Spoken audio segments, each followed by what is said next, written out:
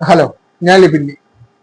അപ്പൊ ഞാൻ ഈ കൊല്ലത്തെ 8ാമത്തെ സിനിമ, അതായത് മമ്മൂക്കയുടെ പടം ഡൊമിനിക് ദ ലേഡീസ് പേഴ്സ് പടം കണ്ടു.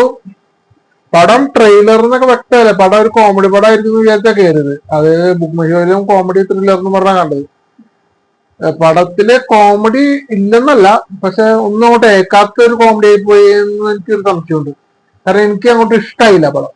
ഒരു സ്ലോ ബേസിൽ പോണ ഒരു കഥ, അതുകൊണ്ട് തന്നെ ശരിക്കും പടത്തിൽ ലാഗ് അടിച്ചിട്ടുണ്ട്. അപ്പൊ എന്തൊക്കെ പറഞ്ഞാലും ഒരു വൺ ടൈം വാച്ചബിൾ ഉള്ള ഒരു പടമായിട്ട് എനിക്ക് ഫീൽ ചെയ്യുള്ളൂ. കാര്യം പറഞ്ഞ മമ്മൂട്ടി കമ്പനിയുടെ 8ാമത്തെ സിനിമ കണ്ട ഈ ഡൊമിനിക് ലേഡീസ് പേഴ്സ് പടം. അതിന് മമ്മൂട്ടി കമ്പനി പിടിച്ചിരുന്ന ഒരു പടങ്ങളുടെ ലെവൽ വെച്ച് നോക്കുകയാണെങ്കിൽ ഒരു തരത്തിലും ഈ പടം യോജിക്കാൻ പറ്റില്ല. കാരണം ഒന്നുമില്ല ഈ പടത്തില്. എനിക്ക് അങ്ങനെ തോന്നിയത് ശരിക്കും പറഞ്ഞ ക്ലൈമാക്സിന് വേണ്ടി പിടിച്ച ഒരു സിനിമ, അങ്ങനെ വേണം ഈ പടത്തിനെ കുറിച്ച് പറയാൻ. പിന്നെ പടത്തില് എടുത്തു പറയാനുള്ള ഒരൊറ്റ കാര്യം എന്ന് പറഞ്ഞാൽ മമ്മൂക്കയുടെ പെർഫോമൻസ് മാത്രമാണ്. മമ്മൂക്കയുടെ ഉണ്ട്, അതേപോലെ തന്നെ സുരേഷ് ഗോപിയുടെ മകൻ ഗോകുൽ സുരേഷ്, പുള്ളിയുടെയും അഭിനയൊക്കെ രസമായിട്ടുണ്ട്. ശരിക്കും പറഞ്ഞാൽ ഈ പടത്തില് ഇത് രണ്ടും മാത്രമേ എനിക്ക് എടുത്തു പറയാനുള്ള സംഭവമുള്ളൂ. പിന്നെ ഫസ്റ്റ് തന്നെ ഒരു പാട്ടുണ്ട്, ആ പാട്ടില് മമ്മൂക്ക സ്റ്റെപ്പ് ചെയ്യുന്നുണ്ട്.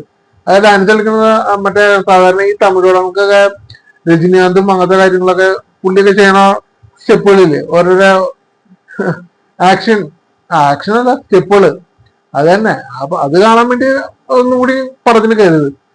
എന്നിരുന്നാലും പടം ഒരു നിരാശയാണ് സമ്മാനിച്ചത്. എന്തോ ഒരു മമ്മൂട്ടി കമ്പനിയുടെ അത് ഇന്നേ വരെ മമ്മൂട്ടി കമ്പനിയിൽ നിന്ന് കിട്ടാത്ത ഒരു പടം ആയിപ്പോയി ഈ പടം.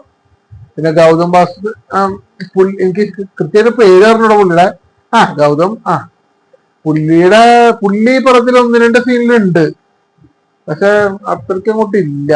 അതായത് പടം ഒട്ടും ഒരു രീതിയിലും എനിക്ക് ഇഷ്ടമായില്ല, അങ്ങനെയാണ് പറയാം. അതായത് ഒരു വൺ ടൈം വാച്ച് മൂവി, കാണേണ്ടവർക്ക് കാണാം, അത്രയുള്ളൂ. എന്തായാലും എനിക്ക് ഇഷ്ടമായിരുന്നു.